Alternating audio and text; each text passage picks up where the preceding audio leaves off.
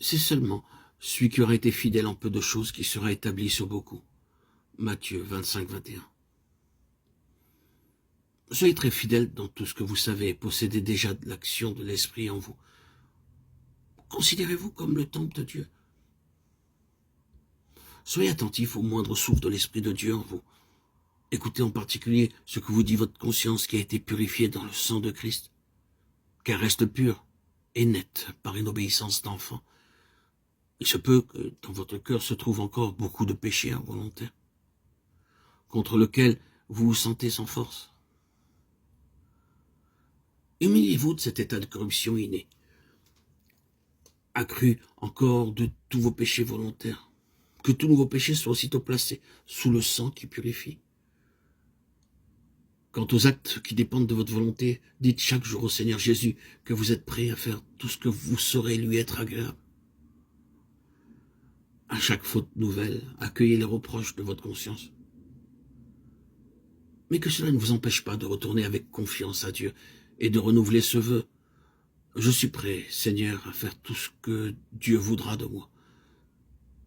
Demandez-lui chaque matin à être guidé dans votre sentier et croyez que vous le serez. Soyez certain qu'alors la voix de l'Esprit se fera entendre à vous, que sa force se fera sentir. Soyez-en sûrs.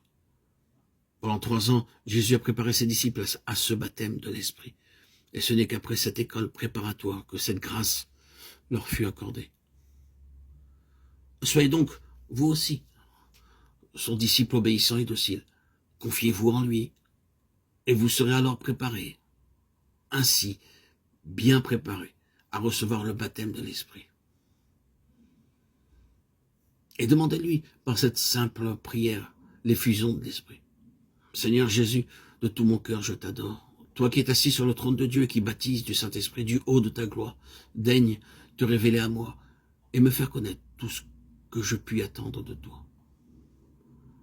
Je te remercie, Seigneur, de m'avoir appris par ta propre vie quelle est la préparation nécessaire pour être rempli du Saint-Esprit. Pendant ta vie terrestre, à Nazareth, l'Esprit était toujours avec toi, mais ce n'est qu'après avoir voulu accomplir tout ce qui est juste, qu'après avoir participé au baptême de Jean, qu'après t'être ainsi mis au rang des pécheurs que tu venais sauver, que tu as reçu du Père une nouvelle effusion du Saint-Esprit. Ce baptême fut pour toi le sceau de son amour, la révélation de sa présence en toi, la force nécessaire pour le servir. Et à présent, toi sur qui est descendu l'Esprit, toi en qui il demeure, tu fais pour nous ce que le Père a fait pour toi. Oh, divin Sauveur, je te rends grâce de ce que le Saint-Esprit est déjà en moi. Mais veuille, selon ta promesse, me remplir de sa présence et par là même de la tienne, qu'il m'apporte un reflet de ta gloire et de ta puissance divine. Oh Seigneur Jésus, baptise-moi, je t'en prie. Renouvelle-moi, régénère-moi, remplis-moi du Saint-Esprit. Amen. Tout don de Dieu, toute action de Dieu a un caractère de permanence.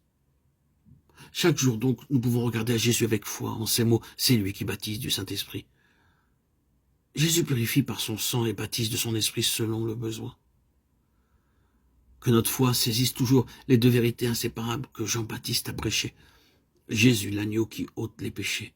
Jésus, loin de Dieu, qui baptise du Saint-Esprit. C'est parce que Jésus a versé son sang qu'il a reçu la puissance de communiquer le Saint-Esprit. Ce n'est que là où on prêche la croix de Christ que le Saint-Esprit opère.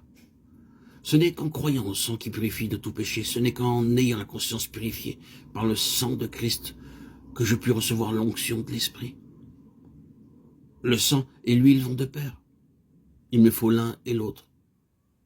Et je les trouve réunis en Jésus, l'agneau qui est au milieu du trône. Apocalypse 7, 17.